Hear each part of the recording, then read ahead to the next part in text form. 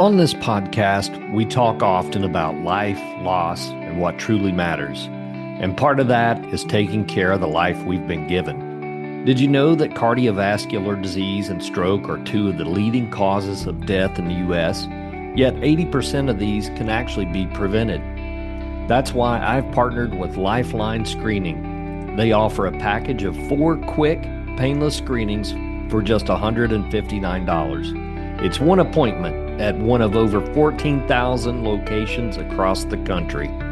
No needles, no hospital gowns, no hassle. Just simple tests that can bring peace of mind or provide early detection. Lifeline Screening has already screened more than 10 million people, so don't wait. A simple screening can change the rest of your life. Click the link in my show description to schedule your appointment today. And now for today's episode. Welcome back to the Grief Observed podcast. I'm your host, Brad Morrell. I just want to welcome back a guest that was here. If you haven't listened to it, please go back to episode 61, back June of 24. So it's been a while, but I'm glad to have her back, Dr. Willough Jenkins. And I'm going to give her a better intro than I did the first time, because the last time I just said, hey, I found this girl on TikTok and she was really interesting, but I want to tell you, she's a child psychiatrist in San Diego.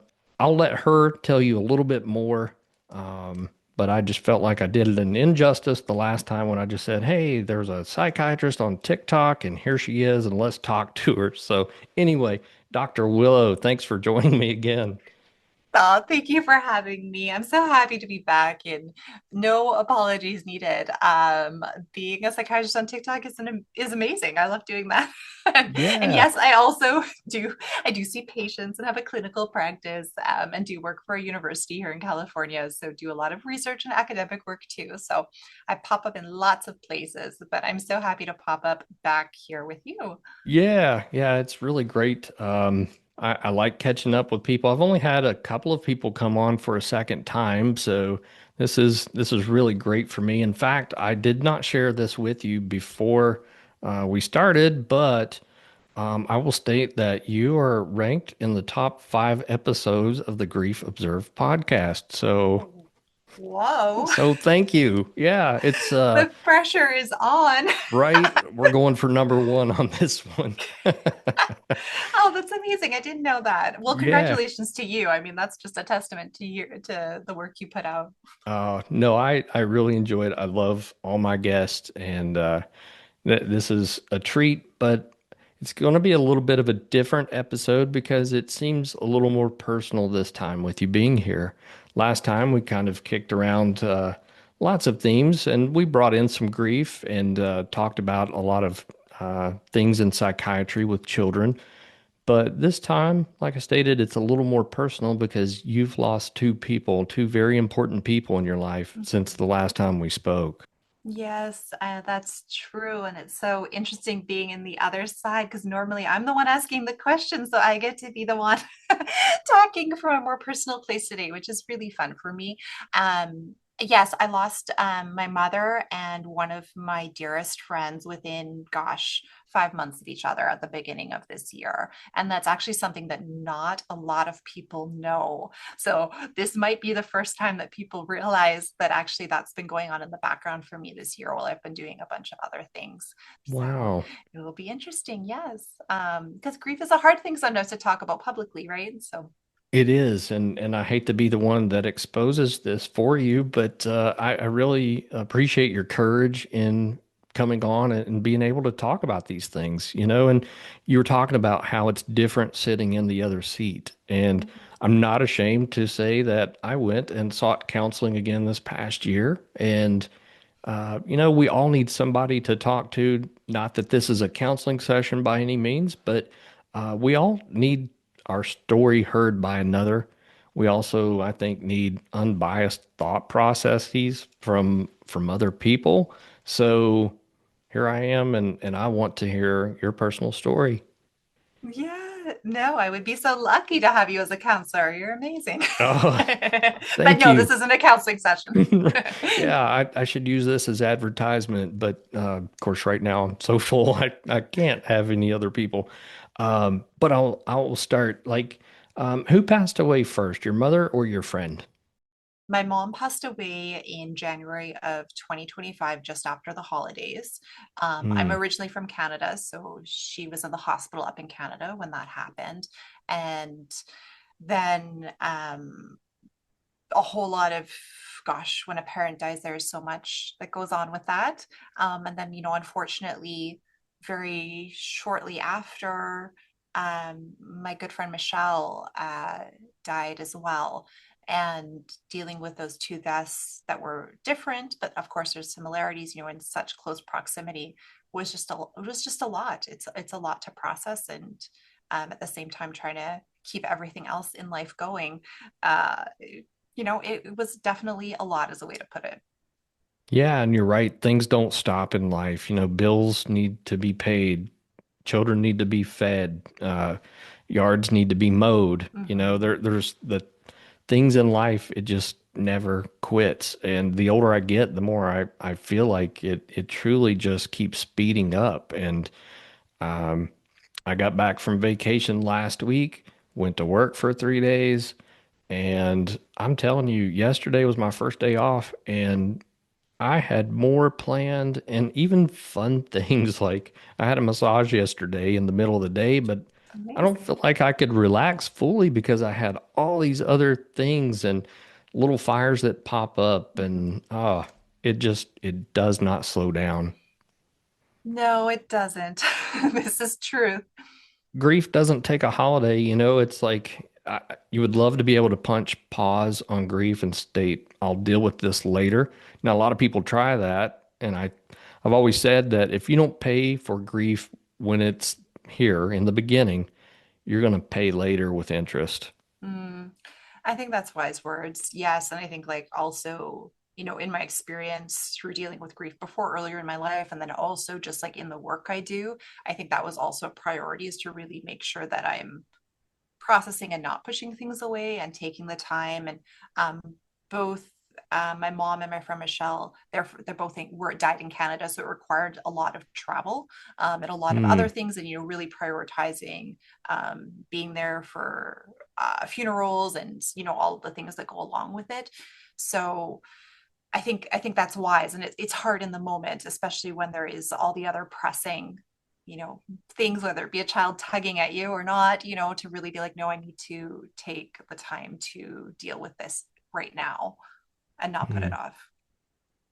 Are you an only child or do you have siblings? I have his younger sister, Yeah. and yeah, so and yeah, she's doing well. She has a family, so she lives in Canada, so she was closer to the Okay. situation when my mom passed away. I was not in Canada when she actually passed, but went up shortly after, of course. Yeah. Was the distance hard for you? Um, in some ways, and in some ways, it was a blessing of sorts, and Hmm. I'll explain that a little bit more, because I feel like when you talk about this, it's so important to be super transparent about mixed feelings. And my mom was very, very sick at the very end. And she had a condition called delirium, which is when it's not uncommon at the end of life where people aren't really present with you and they're confused, and they might be acting out or thinking things that they, wouldn't normally think, those type of experiences. So at the end, there was a period of time where, because she was so sick, her brain kind of had, like, I think the way to put it is, kind of shut down, and like told her, like, we don't need to be here, mom. Like, let's Yeah. let's just prepare ourselves. So although things were very peaceful, it wasn't that there was these big meaningful conversations or things that were able to happen towards the end. So um, in a sense, I always felt a little bit guilty, because my sister was there every day, day in and day out, in the hospital at the end, and I wasn't. And while, of course, I wanted to be there, there's also that relief in knowing, okay, I don't have to kind of like sit there and be present when somebody's, not the way they were or the way that they used to be, and bear witness to some of that.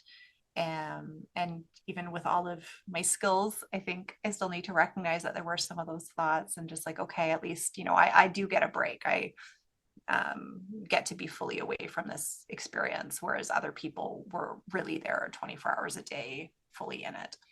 As you're stating, a lot of times when we've got that anticipatory grief that's going on, knowing that a loved one is likely to pass soon. Mhm.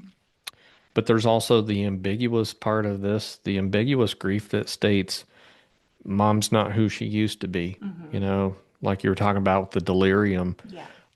So and then of course, with her passing, you've experienced really three different types of grief right there. Boom, boom, boom. Um, are you able to, I guess, delineate those three, or was it all so close and so quick, I guess, that you weren't really able to separate that? Yeah, I think that's a great question. In the moment, probably not, because I think despite the skill set I have of being able to look at other people objectively, I think when you're in something yourself, you don't really have that lens. You're just going through it. And there was just a lot that happened. So, no, I definitely don't think in the moment, but I will say that the one thing that was interesting, because you mentioned my sister and walking kind of through this with my sister, and she was definitely, like I say, much more fit, like present. I'm a physician, so then when you have somebody in the hospital, there is an interesting dynamic that happens when there's another physician involved. And so I had to put on like the medical hat a lot in the role, whether it was Mhm. talking to physicians when I was back home, really trying to help guide treatment towards end of life care and different decisions that get made. And I think that was a you first for me in that situation. I've helped family members go through medical appointments and things before, but trying to guide decisions as not only the daughter, but also as a professional in Yeah. the end of life experience was really interesting. And the reason I'm saying this is because, in some senses, for a lot of us, when we go into work, we're able to detach. So there was like an interesting process that was happening for me where I was very much the daughter, but then somebody would come asking me a medical question, and I kind of like detach from that experience, put on my professional hat, answer the question from a professional standpoint of like, this is what needs to be done, this is what I think we should do, and then kind of have to switch gears and go back to hang on, but I'm actually talking about my own mom right now.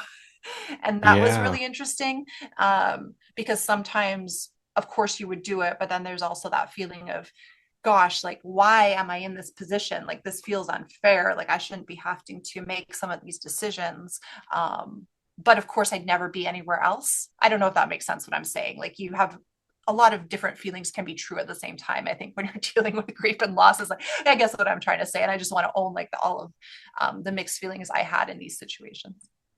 Yeah, that's tough. And, I've had a lot of clients come in before where they're so busy serving others that they forget they need to be served as well. Mm-hmm.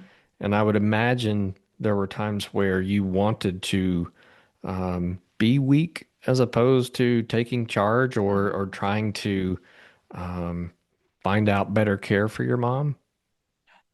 For sure. And wouldn't have done it any differently too. Like I think that's the key thing because I do have the skill set and you go through all this training and you're a professional and part of the work you mentioned I do is consultation liaison psychiatry, which is psychiatry in a hospital setting. It is psychiatry at end of life. It is a lot of different work that I do professionally as a psychiatrist, so it overlaps. So of course you want to use your skill sets for the people you actually care about. You're like, oh gosh, if there's a situation that I should be using all of my knowledge, this is it. And at the same time, it is an interesting position to be in. And especially then when I think even as a physician, it's easy, like my mom's physicians, asking me for my opinions and thoughts, which is valid. But then remembering, okay, but you're also asking me as her daughter. and Yeah. um, Yeah. and I'm sure I contributed to some of that ambiguity in the conversations too, because like I say, it's easy for me to detach and present myself as the professional physician that I am. And also I'm like a grieving daughter who's trying to process what's going on. Yeah. I had a friend recently call to speak about they were wanting to get into counseling, and it's like I had to put on, I guess, not even put on the counselor hat, but maybe speak to them as a friend with counselor knowledge. Mm-hmm. And it's sometimes hard to turn that off, but then there's other times where I just want to turn it off. Like I think a lot of people assume by our professions that we're instantly analyzing them, and it's like, no, we want to be human too. Hmm. And that kind of leads me to a question I thought of a few minutes ago was, you know, you're not wearing a cape that I see. How do you stop being superhuman? Taking time away from the job and just be able to be a person, not a Hmm. professional. Yeah, it's a good question, and I don't pretend to have all the answers with it either. I do my best. For me, having amazing kids and an amazing partner, I think is what is really helpful because if I do feel like overwhelmed or if I'm losing sight of what's important, I just spend some time with my kids and prioritize that. And that's the greatest gift. That helps. And like throughout all the process of grief, when you have kids too, you still have to do kids stuff. You might not feel like it, but then you get there and you're at whatever festival or whatever is happening. And it can be some of the best things for you because it does really kind of force you to be present in some of these Hmm. moments and that really ground and kind of just, yeah, bring that bigger picture back. um, I think the other piece that's like part of the story that we'll get into with my friend Michelle was that irony isn't the right word, but the person who was there for me almost the most through what I was going through with my mom was my friend Michelle. And she Hmm. was also dying at the time. And so it was such an interesting experience to be relying on her, knowing that she might be facing a similar thing in the future. And I had so many conversations with her about like, are you the right person to do this right now? Hmm. And she was such an amazing, amazing human because she's like, no, like you don't understand. Like for me to be able to do this to you, for you, and give you this gift and be present for you in this experience means more to me. Like you've been here for me through other things, that she's gone through in life. And um, I just think about that as like that was her final gift. And thinking Yeah. how she could do that, knowing what she was soon facing, is just like the strength. It's unfathomable to me, to be honest. I don't know how she was able to do that for me. Yeah, that's exactly the word that popped up in my head was gift. And nobody knows what we'll do when we're facing those health decisions for ourselves. But just knowing your character, my character, we're in the field of helping people.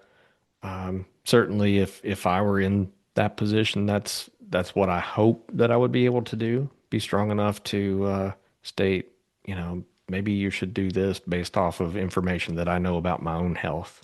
So, yeah, what a gift. Truly, truly, yeah. No, my friend Michelle was just an amazing, amazing human. She was a physician as well. I don't know if I mentioned that. No. Yeah, she was a Hmm. surgeon. And so just having somebody who really understood that dichotomy of being like a physician and yet being in the hospital trying to care for somebody, really hard conversations about death, which she was having herself. Yeah, amazing, amazing. Uh, and you said that she died about 5 months later, She then? did, yeah. Wow. Her story's a little bit different.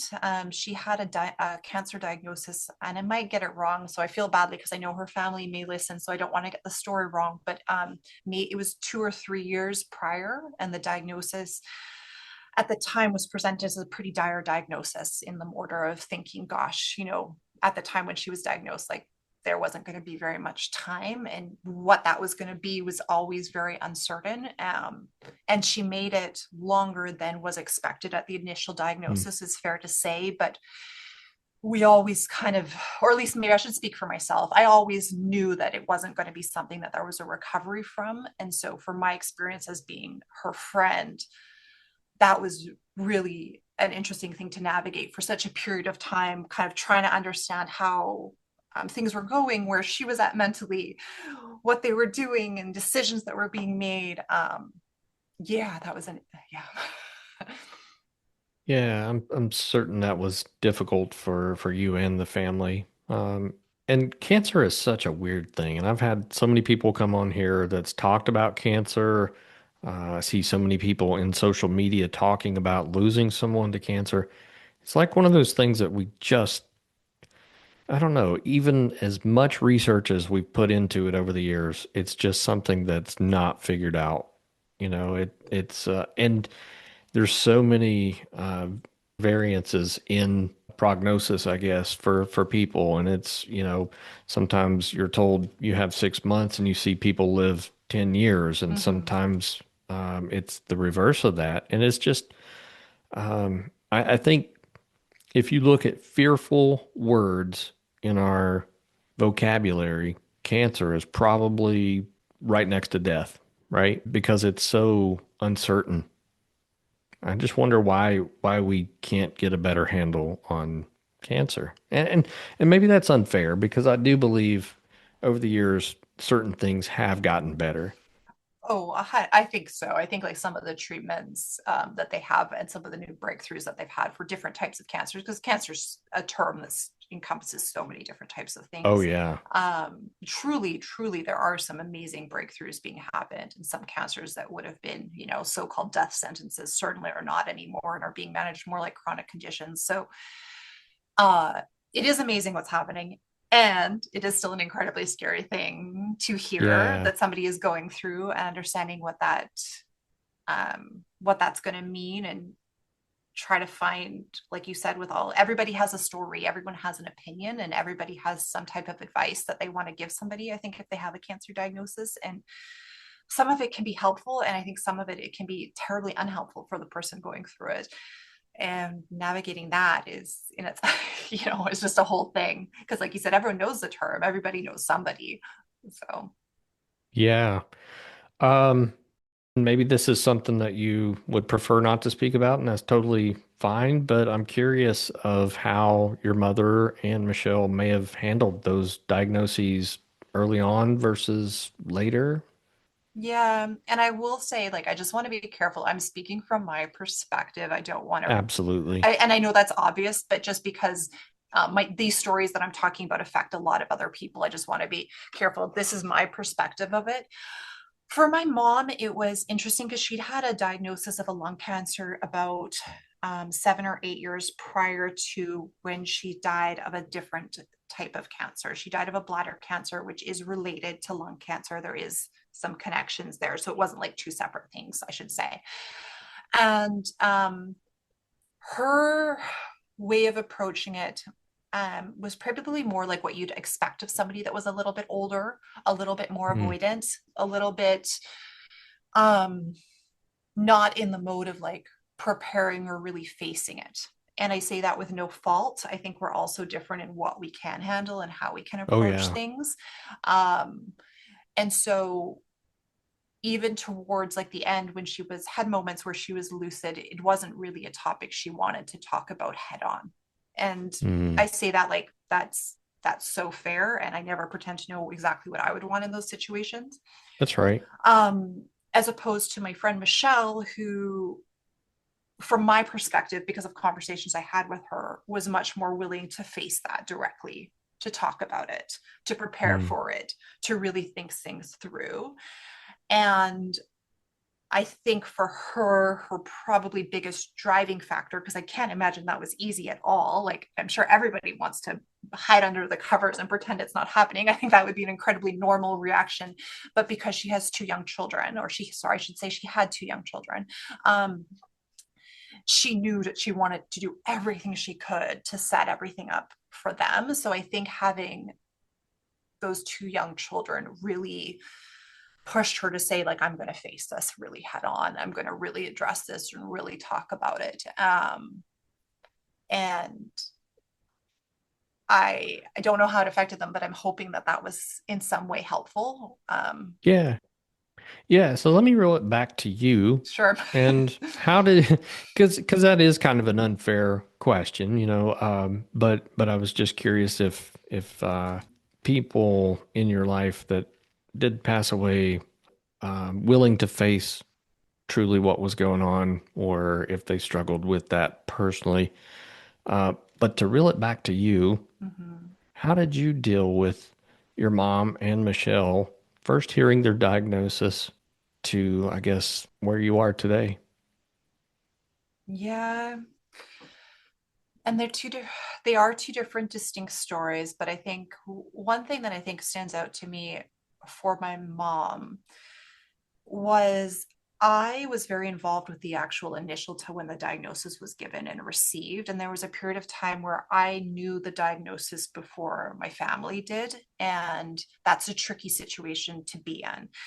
So I think in that sense, and also, a stage 4 lung cancer diagnosis, there are people who beat the odds. So anyone listening, I don't want to dismiss that. But for the situation that she was in and some of the factors, I knew that there wasn't going to be a recovery. It was kind of just a matter of like how long. So I always say I kind of preloaded my grief in the sense that I think I went through things 8 years ago when she was diagnosed. And Mm, so that when she actually did pass away, although it was unexpected and the situation's never, what you think it's going to be, I think that's just the truth. It's just, you can't, yeah. it just, what Yeah. happens. I think I'd done some of my grieving ahead of time, and that allowed the way that I processed, the way that I dealt with it, to be a little bit different than other people I know that are going through things too. And not that that's better. I just want to be clear. I don't think that's better. I think that just was my reality, and that I'd kind of tried to protect myself by grieving ahead of time.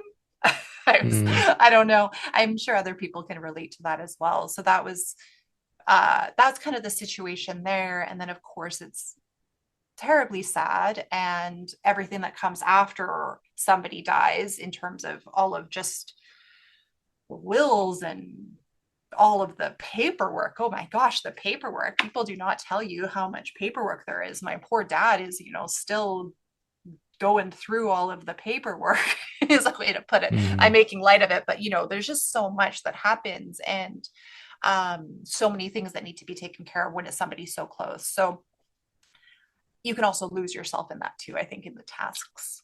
But I'm in a place today though where I can talk about it with you. I think like part of it, I'll because I have a little bit of a slightly public persona. It was really interesting because going through it, I really didn't want to talk about it. I really didn't want to invite a lot of people in. And so the people close to me, of course, knew what was happening and knew what I was going through. And I'm so grateful and thankful for them, because I felt like I was able to really have very like meaningful relationships with my friends that knew what was happening, and really like, deep connected moments with people who were able to support me.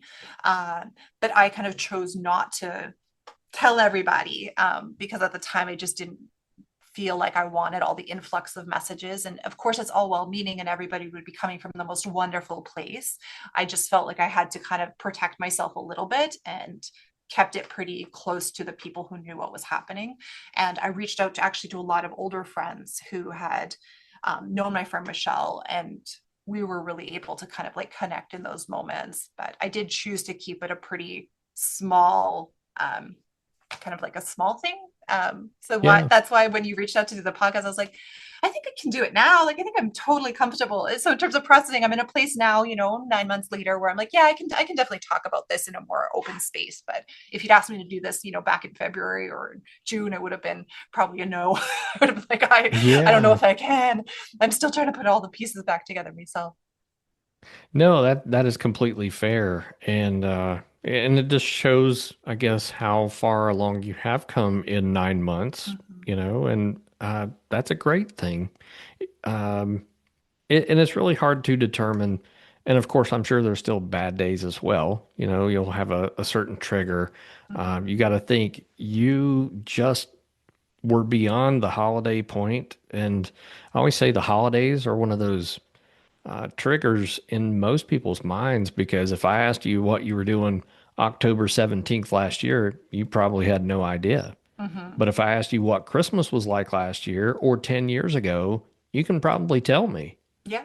So there's certain things and certain absences that really are triggered by specific moments. So there's a lot of firsts that you have to go through.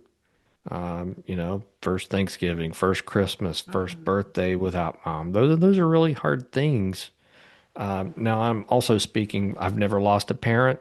I have not lost a child. I have lost a best friend and other people in my life. So I know what it feels like on those first, but it's really difficult. And I think people have to get through a lot of those first.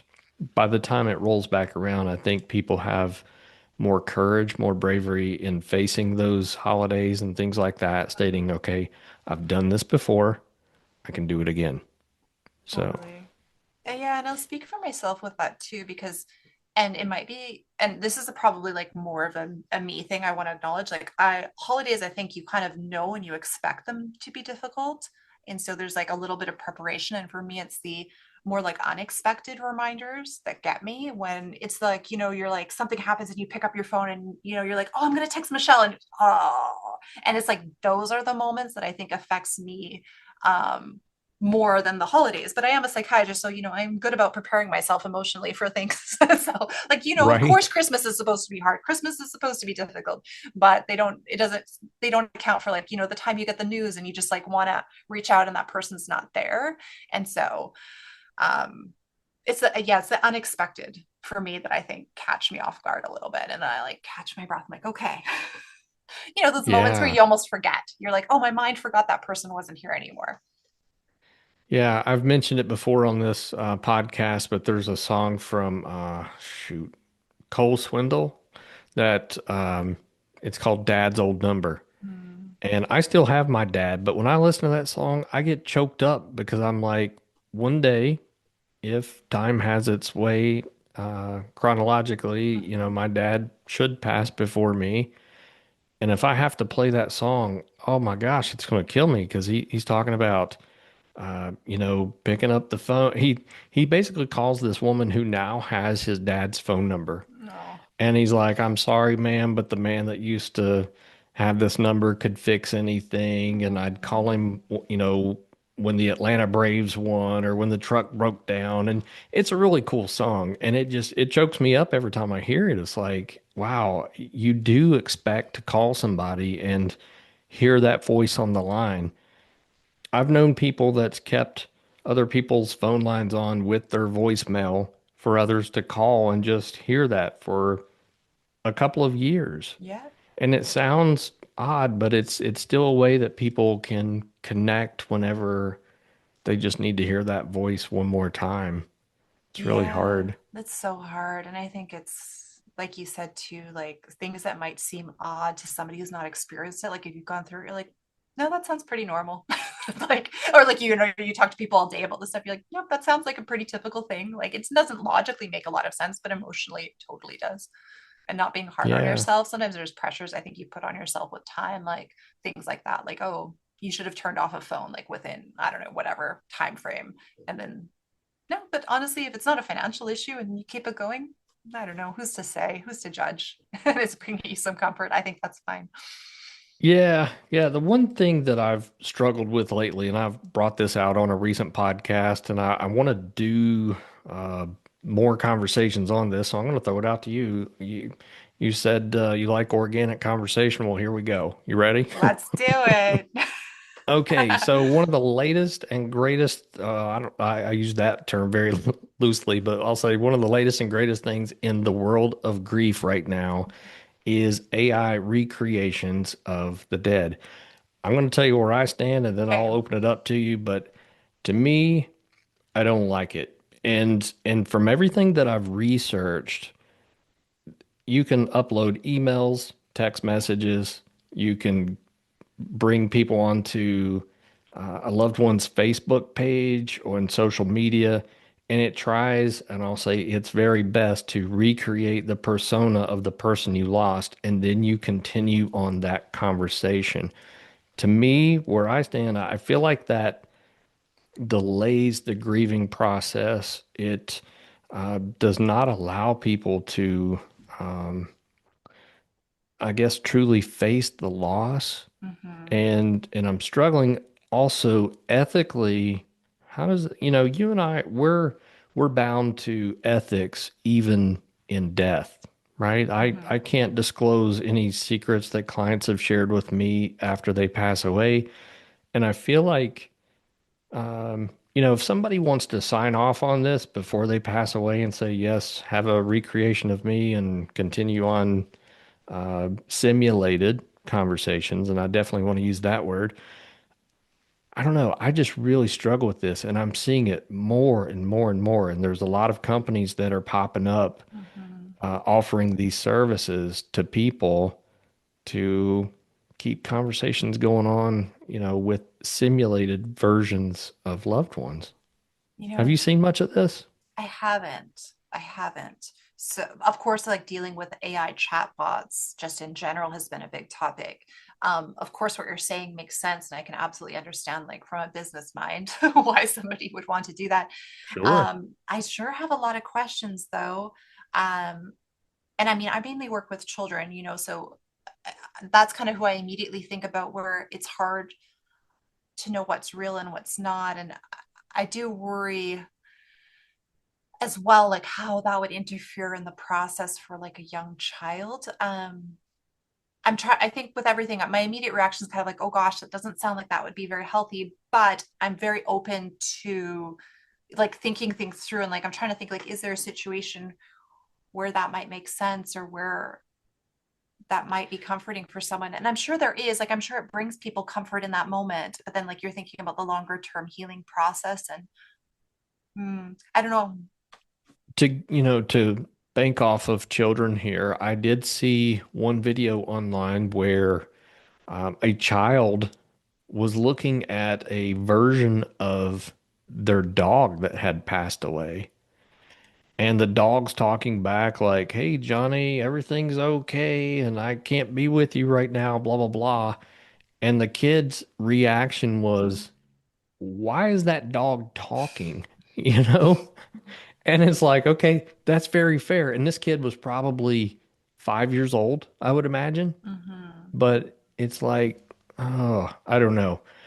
I know that there's a lot of, I'll say digital ethicists out there that are looking into all the ethical implications. And certainly I hope they're looking at this from a psychological point too.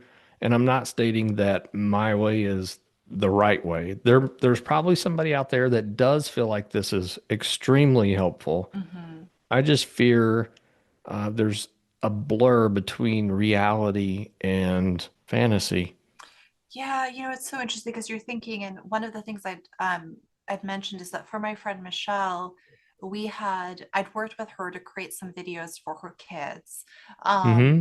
to be shared after she died because there's certain things, wisdoms or thoughts she had on things that Yeah. she wanted to share with them. And using that as an example, I'm trying like in my mind to think about like, you know if somebody like thinking in that same situation, like if you had a bunch of information about somebody and you're like, well, maybe we should use that person and create an AI advice for the first time their child goes out on a date, like contrasting that to if you actually had a video of the actual person giving their child, advice before they first go out on a date. I'm just using that as a basic example. We didn't actually film a video on that. Like, is that so different? uh, So let me throw this out, and I have actually sent out a request to this person to come on the podcast. I've not heard a response, and maybe I've just not hit the right channel yet. But Zelda Williams, Robin Williams' daughter, mm, um, there are so many people recreating simulated versions of Robin Williams and sending those to her. And she was talking about how hurtful it has been and has begged people to stop sending these, as she quoted, false versions of her father. And I saw where someone had commented to her and said, well, he was an actor. What's the difference? Her reply was, he had the choice to accept or deny a certain role, whereas you're forcing him into certain roles that yeah. he may not have liked. I thought that was fairly wise words. I would love to have her on the podcast and do a full episode about AI recreations. I'm certainly, I would always want to hear more wisdom words from my father Mm-hmm. if he, if and when he passes away. but I'm not sure that I would want something that's false. And again, I'm speaking from what's good for me, and there's somebody listening to this that may feel differently about that. Um, but I just wonder at what point does AI start throwing in fluff or No, maybe completely. mirroring what it Hmm. thinks I may want to hear from my dad versus what he really would say. Yeah, no, for sure. I mean, definitely I have a lot of concerns about it. And I think one thing I will say though is I don't think anybody likes the feeling. I guess not ever, and I should never say everybody. Most people don't really like the feeling of being fooled or duped, you know? And there's something about Mm, AI that I know for a lot of kids I talk to, and they just don't want anything to do with like AI fakeness. There's a lot of like, this is slightly different, but like, fake videos going around of things doing, and like people don't even want to watch that. They're like, that's not even real. Like, I don't want anything to do with that. And so, even just like you said, that sense of it not being real, I think would give a lot of people a little hesitation. And I don't know. I personally like thinking about that. I'm like, oh gosh, if someone did an AI recreation of like my mom or my friend. I personally wouldn't be at all interested. Um, yeah. I will say there's certain parts that I laugh at because I've seen some recent ones of Bob Ross doing some stupid stuff and mhm. Fred Rogers doing stupid stuff, and it makes me laugh, but it's like, okay, I know there's a separation between would Fred Rogers really sit down with Tupac and have a conversation over a beer? Like literally that's what they're No. putting out there. And it's like, okay, I don't ever see that happening. It's funny, but at the same time, is probably hurtful to somebody out there who really looks at Fred Rogers as, if he was the man that Tom Hanks actually portrayed in the movie that was a few years ago, then Fred Rogers is a saint or was a saint. I mean, that it was. So when I see these funny recreations, yeah, I can draw the line and know what's real and what's not. But at what point does it become so blurred that it's hurtful? And of course, with Zelda, I think that's exactly what's happening. So I do feel Completely. sorry for her. Well, just yeah, for her and for anybody who's dealing with like a public figure who's passed, I think Yeah. it's just, yeah, I really couldn't imagine. Yeah, and I think there's a lot more research that needs to be done on AI recreations. And like I Mhm. said, even for those who think it may be helpful, um, I think if there's some empirical studies that show, we saw, 40 people and maybe they're delayed and now actually um, going into, you know, does it become clinical now because we've delayed their grieving so much? Maybe. Um, I think I'm starting to look away from prolonged grief disorder. I Mhm. think we even had a conversation on that on the episode where, for billing purposes, it's great, but it's the last thing that I would diagnose somebody with. I think at this point, it's because there could be implications, especially if for their own health insurance or things Mm. like that, that Yeah. I'd like to steer away from that if possible. But I wonder if delayed grieving could push somebody into that, whereas they wouldn't be there before. So I don't know. There's a lot that we'll have to figure out on that one. And I Yeah. didn't expect our conversation to go here, but I'm No, glad that we opened it up and I'm honestly thinking about it for the first time too. And there is so much nuance. And I think with all of our work, you can always think of a situation where there's an exception. So I think that's where sure. so yeah, I'll be curious to follow the conversation too and see what wiser minds come up with. But Yeah. Yeah, and if anyone wants to come on and speak about that, certainly reach out to me, and um, maybe Zelda will hear this too. I would really love to hear her because I she was very vocal about it, and it's the first person, like you said, with someone that has someone very much in the public view that is affected by this. So Yeah, and just like the uninvited aspect, I think, which really gets me is that, like, I just don't know it, but just imagining opening your phone and seeing recreations of somebody that you lost popping up immediately, like how horrible. I, I, yeah, that's the last thing I'll say. I just think that it's so Yeah. intrusive. It's like, I don't know, I don't like that. Yeah, there's uh Alan Watts. I guess he was a philosopher, and some of his words, he's got a great voice. And I've listened to a lot of his stuff, but a lot of people have used his voice to say things that he would not say. And this was before any of this AI stuff was really coming out. And um, I just, it's like, okay, yeah, that's a really soothing voice and sounds like he really knows what he's talking about. But then when you start peeling back the layers, you're like, I don't think that's what he would say. So it's really, really weird. Yeah, I definitely think more research and thought needs to be behind this before we unleash this completely. we can agree on that for sure. Yeah, Yeah. we need to be more thoughtful about some of these AI technologies, 100%. Yeah. Um, One of the things that we had talked about the last time is one of your favorite movies, Inside Out 2. Mm-hmm. And I remember in that, I've still not seen it. Shame on me. Oh, I know, I know, I know. I didn't how do my could you? homework in the last year. All I wanted was for you to watch Inside Out too. No, I I'm just know. kidding. I'm horrible, horrible. Um, but I remember Joy and Sadness Mhm. speaking and saying, I go with you everywhere. Hmm. So when you think about your recent losses, does that hit home more than maybe a year ago when we spoke? Oh, that's such a good question. Um, I th I think yeah, like yes is the answer, and I'm trying to think of how to kind of explain it, but I truly do think you can feel more than one emotion at the same time, and it's such a basic concept, but it is such an important one to keep coming back to because when you're going through grief, you might have, feelings of sadness, you might have feelings of anger, and it's okay to also feel joy. It's okay to also feel excited about things. And sometimes we put these pressures like, oh, you should only be feeling one thing, like you should be sad.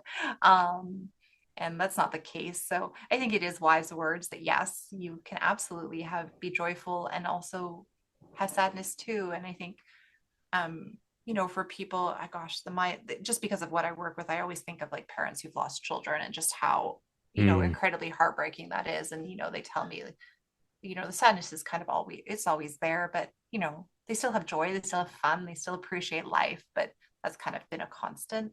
um yeah. I don't know. Yeah. Yeah. Is there anything that still keeps you connected to your mother and your friend?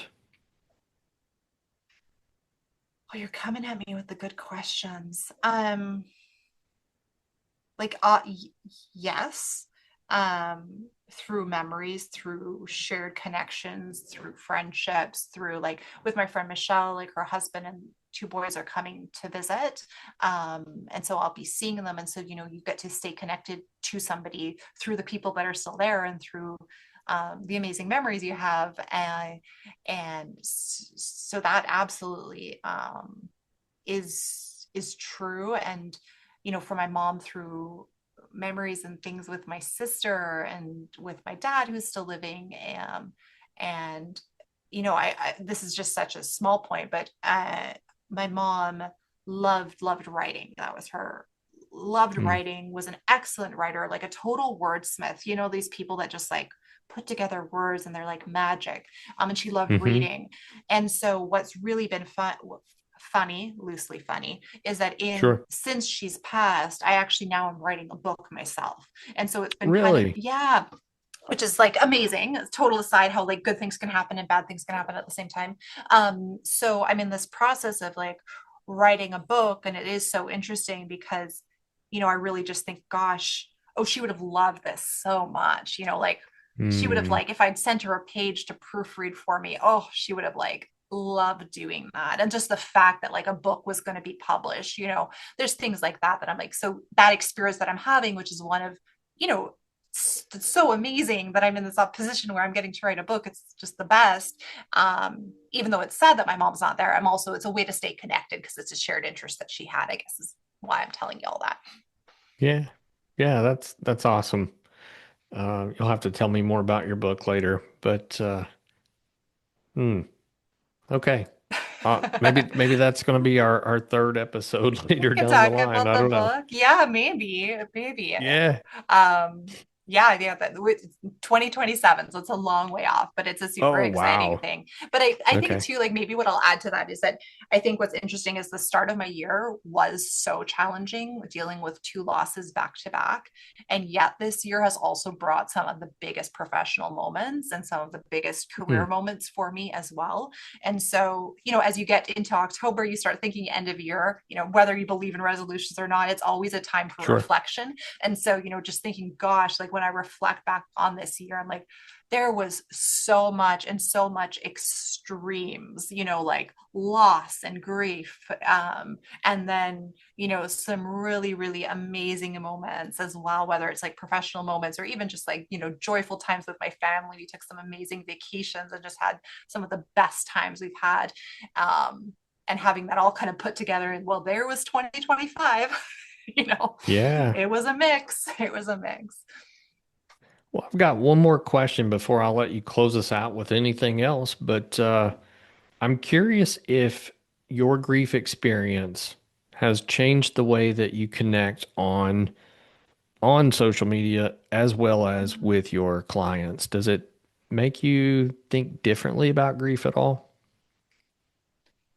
Um, yeah, for social media, that's an interesting one.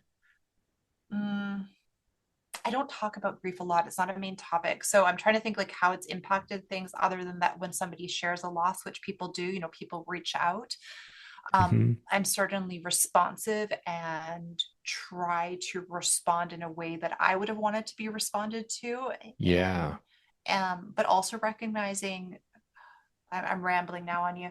Um, I think I'll face the topic head on is maybe a way to put it. Like I've gone Yeah. through so much grief and loss in many different aspects even, and this year obviously brought it very, very close, but I have lost friends and things before. I've seen, my partner's lost his parents. So, I've gone through lots of different episodes, but I think maybe what I've gotten is that I will be there and I'm happy to have that conversation. And I will, talking about death is not something that I will shy away from. And so I think that comes from having had these experiences. Whereas if you talked to me 20 years ago, I talking about death is quite uncomfortable. And what do Yeah. you Yeah. say? What do you do? And now I'm in a place where, yeah, I don't shy away from it at all. And not in my professional work. Unfortunately, I do work with children who do die and have palliative diagnoses. But I think having gone through some things personally, it just um, allows you to even be more in those moments and work with people, at that stage of life, because it is something that will happen to all of us. Yeah. Yeah. It's sobering when you think about it, Mm, and it's how do we make every single day count? And that's something that I've really started thinking more about since I've crossed over the half century mark in the last week. And it's really like how do I jokingly state I know I've been playing on the back nine for several years at this point, mm, but how do I really make it count? And hitting 50 really made me realize that yeah, you really are on the other half of life. mm. So I don't know. What can I do today so when I hit the pillow tonight, I know I made it count? I think that's a fair question for all of us, no matter what our age is. Yeah, it's a fair question. It's a lot of pressure though, It because not is. not every day is going to be a great day. You're exactly right. Yeah, there's got to be some grace and forgiveness for ourselves. Like, okay, yeah, what can I do tomorrow to make it better than today? Yeah. So, Willow, thanks for coming on again, and perhaps we do have a third session at some point down the line, maybe 2027 apparently, uh Oh, but anything that you can think of that you want to say or anything that you can close us out with here. no, again the pressure. I'm sorry. No, I think my biggest thing and my biggest message, throughout all of this is just for people to know that they're not alone, and there's aspects of life that are just really, really difficult. And if you need to get professional help, you need to reach out to somebody. Please don't hesitate. I think that's the hardest part, is to recognize that you do need help and do need support. Um, and then also, I hope that what was able to come across in this episode is just transparency, that we all go through this. And even with all of the knowledge, all of the expertise I have, having helped families through their grief, have counseled people who have lost people, going through it yourself is a different experience. And to be just kind to yourself throughout all of these processes. And uh, it can Yeah. be a journey and be a lot. And yeah, I don't know. I didn't say that very eloquently, but No, I no, that's hope that's great. what I And hope that's what people take away. well, and I think you're right that people try to stay strong for longer than what they should. Mm-hmm. And, going back to an earlier conversation when we were talking about were you able to turn off the medical side and just be a daughter, um, I think there's got to be a time for that for everybody and to be able to recognize that it's okay for me to be weak in this moment. And honestly, we all need that ability I guess that room Mm-hmm. to just be me as Totally. opposed to having to, I guess, live and make decisions. Like you have to be able to fall apart. That's a great way of stating it. We all have to have those moments where I don't want to be strong. I just want to fall apart and I Mm-hmm. want somebody to catch me. Yeah, that is so true. And if it needs to be a professional, that's absolutely okay too. It's what we're here for, That's right? what we're here for. Yeah. Absolutely. Yeah. Oh, Well, thanks again. It's always great seeing you, yes. and you're welcome back at any point. You don't have to write a book to come back. All right. All right. I'll hold you to it. No, I love our conversations, and I really hope your listeners got something out of listening to us talk about a bunch of different things today. I am certain they did. So, listeners, thanks again for tuning in, and we will catch you on the next episode.